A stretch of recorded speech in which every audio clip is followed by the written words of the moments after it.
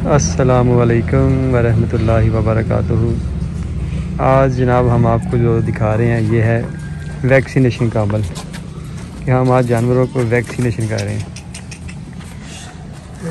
ये जानवर वैक्सीनेटेड हो चुके हैं और इन जानवरों की भी वैक्सीनेशन होनी है।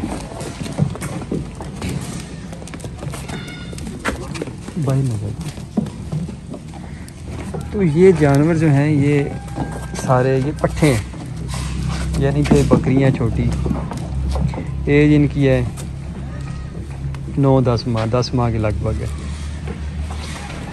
तो पहले हम वैक्सीनेशन नहीं करते थे पिछले 3 साल से ना, तो अब क्योंकि हम थोड़ा सा कमर्शियल लेवल पे इस काम को कर रहे हैं, तो जब कमर्शियल लेवल पे हम जाते हैं तो फिर हमें काफ़ी सारी चीज़ों को देखना पड़ता है, काफ़ी सारे काम करने पड़ते हैं कि जिसमें हम नुकसान से बच सकें। पहले लोकल वैक्सीन्स थी, उस पर हमें भरोसा नहीं था। जब भी वैक्सीन करवाते थे तो कोई मसाइल आ जाते थे उसमें। उस वक्त हमारी मैनेजमेंट और हमारी खुराक के मसाइल, ये भी सारी चीज़ें शामिल थी उस वक्त। लेकिन फिर भी गवर्नमेंट वैक्सीन पे हम इस कदर इन्हिसार नहीं करते थे। तो अभी हमने इम्पोर्टेड वैक्सीन मंगवाई है, तो उससे हमने इनकी आप जानवरों की बाकायदा तौर पर वैक्सीनेशन करनी शुरू कर दी है। अच्छा, बकरियों में बुनियादी तौर पे 3 जो है ना वो किस्म की वैक्सीन होती है। एक PPR है, एक CCPP और एक ETV। तो ये जो वैक्सीन इंपोर्टेड हमने मंगवाई है, इसमें ETV और PPR ये 2 कवर होती हैं।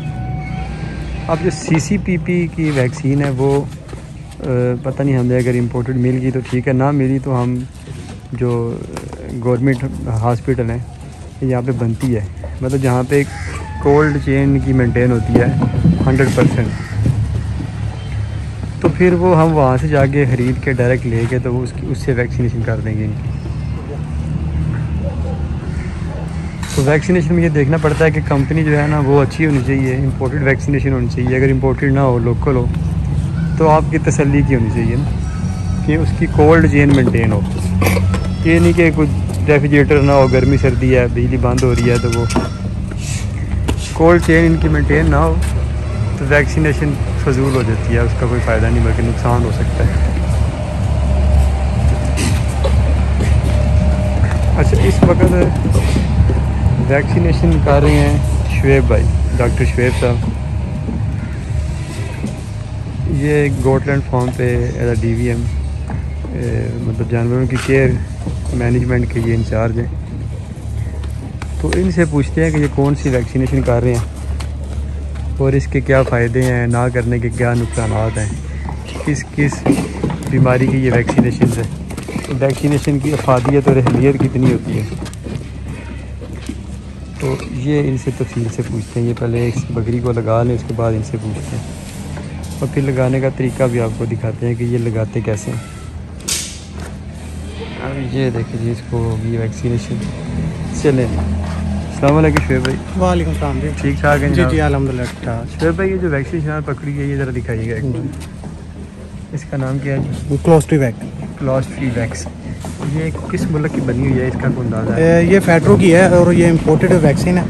और फैट्रो की कंपनी जो मेडिसिन जो होती है वो पाकिस्तान की सबसे, आप कह लें कि हाई क्लास की मेडिसिन होती है। इसके अलावा इसके इंजेक्शन भी आते हैं, अब इसकी वैक्सीन जो है वो भी आ रही हैं। तो हमने क्लोस्ट्रीवैक का इंतखाब किया, तो इसके एक्सीलेंट रिज़ल्ट मिले।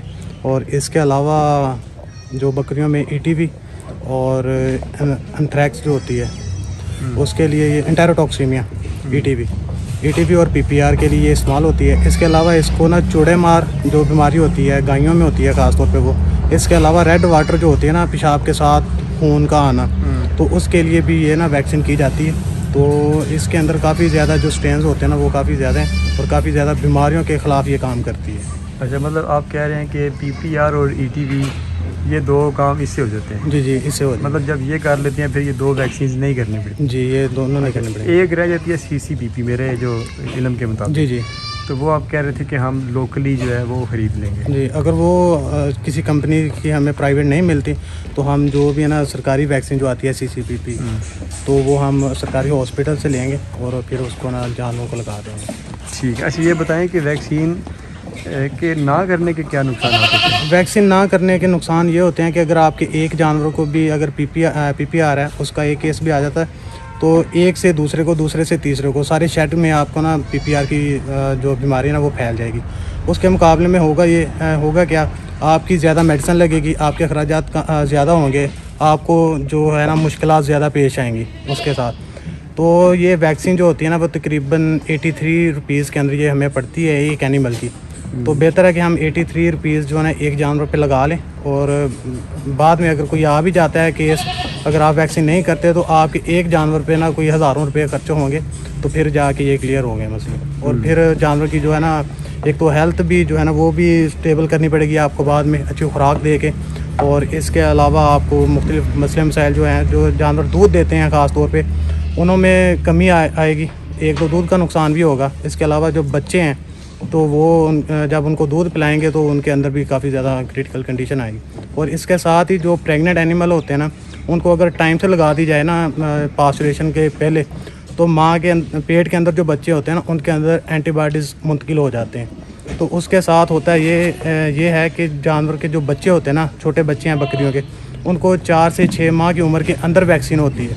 अगर हम जब माँ प्रेग्नेंट है तो उसको ही लगा दें ना, तो बच्चे के अंदर जो एंटीबॉडीज़ हैं वो मुंतकिल हो जाएंगे। उसके मुकाबले में ना बच्चे के अंदर इम्यूनिटी डेवलप हो जाएगी 4 माह तक के लिए। तो हमें एक तो अखराजात कम पड़ेंगे, नहीं तो बाद में बच्चों को हमें अलहदा लगानी पड़ेगी, तो इसके अंदर जो मोर्टेलिटी है वो भी कम हो जाएगी। अगर आप ये नहीं करवाते तो अगर जानवरों के अंदर पीपीआर के केसेस आ जाते हैं बच्चों के अंदर, तो वो हमें बहुत ज़्यादा मोर्टेलिटी का सामना करना पड़ेगा। ये बताएं कि साल में कितनी बार ये होती है? ये अगर 21 दिन के बाद रिपीट होती है तो फिर हमें 1 साल के बाद लगानी पड़ेगी, यानी कि बूस्टर डोज लगा दें तो हमें साल के साल लगानी पड़ेगी। मतलब अभी आप ये लगा रहे हैं, इसके 21 दिन बाद दोबारा करेंगे? जी, 21 दिन के बाद दोबारा करेंगे। ठीक है। जो दूसरी SCCPP वो भी इसी तरह 21 दिन बाद? हाँ जी, वो भी 21 दिन के बाद, साल के बाद लगेगी। जी, ये ना 2 तरह की वैक्सीन होती हैं, एक नीम मुर्दा हालत के अंदर होती हैं वैक्सीन, और एक मुर्दा हालत के अंदर होती हैं, जिनके जरासीम जो होते हैं वो बिल्कुल डेड होते हैं। और कुछ होते हैं जिनके ना जरासीम पैदा करने की कुव्वत जो होती है ना वो ख़त्म की होती है, मगर वो जरासीम जो है ना वो ज़िंदा होते हैं। एक ऑयल बेस होती है और एक है ना वाटर बेस के अंदर होती है। और इसके साथ ही इनको लगाना कैसे है, इनको ना एक तो सबकट भी लगती हैं, और कुछ जो वैक्सीन है वो IM लगती हैं। IM जो होती है ना गोश्त के अंदर, वो ना ज़्यादा यानी कि एक जिल्द में लगाते हैं ना तो वो स्लो अब्जॉर्ब होती है गोश्त के अंदर। और जो ऑयल बेस होती है ना वो सबकट लगती है, वो जो है ना कम अब्जॉर्ब होती है निस्बत उसके जो वाटर बेस होती है। तो ये जो ऑयल बेस होती है ना या फिर जो सबकट लगती हैं, इनमें रिएक्शन तो एक तो बहुत कम होते हैं, और दूसरा ये होता है कि ना ये साल बाद लगती हैं फिर बाद जाके। और जो वाटर बेस होती हैं जो गोश्त के अंदर लगती हैं, वो हमें ना 6 माह के बाद रिपीट करना पड़ता है। ये मतलब ऑयल बेस है जी। और ये आप सब कट लगा रहे हैं। 3 ml इसकी डोज़ है, और ये 250 ml की वाइल है, और ये तकरीबन 83 एनिमल्स को लगेगी एक वाइल। ठीक है, चलिए जी आप कर लें वैक्सीनेशन। नहीं जी, आप ये वैक्सीनेशन करने लगे हैं। ये आपने सुन लिया कि वैक्सीनेशन करने के क्या फ़ायदे होते हैं, क्या नुकसान होते हैं। जब हम कमर्शियल लेवल पे काम करते हैं तो हमें बड़ी एहतियात करनी पड़ती है कहीं में हमारा नुकसान ना हो जाए, क्योंकि आपके जानवर जो हैं वो इस स्टेज पे होते हैं कि वो डू और डाई वाली पोजीशन होती है। तो मतलब आपकी मेहनत होती है सालों की, तो उस पर फिर आप समझौता नहीं कर सकते, क्योंकि आपने जानवरों को, फार्म सेटअप को, अपनी सरमायाकारी को, हर एक चीज़ को देख के लेके आगे चलना होता है, तो फिर समझौता नहीं होता। तो आपको ये सारे काम करने पड़ते हैं। तो इसलिए वैक्सीनेशन, पहले भी हम कहते थे कि वैक्सीनेशन करवाएं, अच्छी अगर आपको मिलती है, और अगर जिस पे तसल्ली नहीं है तो वो करवाने का फ़ायदा कोई नहीं, वो बाज़ का फ़ायदे की जगह पे नुकसान भी हो सकता है। तो इसलिए वैक्सीनेशन, अच्छी कंपनी की वैक्सीनेशन तलाश करें और वो वैक्सीनेशन लाजमी करवाएं, ताकि आपके जानवर और आपका सरमाया महफूज रह सके। नहीं तो ये जी हमारी आज की वीडियो वैक्सीनेशन के हवाले से। ये लगाने का तरीका भी देख लें, सब कट मास्क खींच के इसके अंदर लग रही है। अभी आपको दोबारा दिखाते हैं कि किस तरह ये लगाते हैं। 3 ml बाटली सिरिंज में 3 ml ये पकड़ ली आप बकरी, इसको ऐसे ऐसे पहले छुपाई, फिर ऐसे खींचा मांस को और फिर ऐसे लगा दी। ये बकरी होगी वैक्सीनेटेड। अब इसे 21 दिन बाद दोबारा हम बूस्टर डोज लगा देंगे।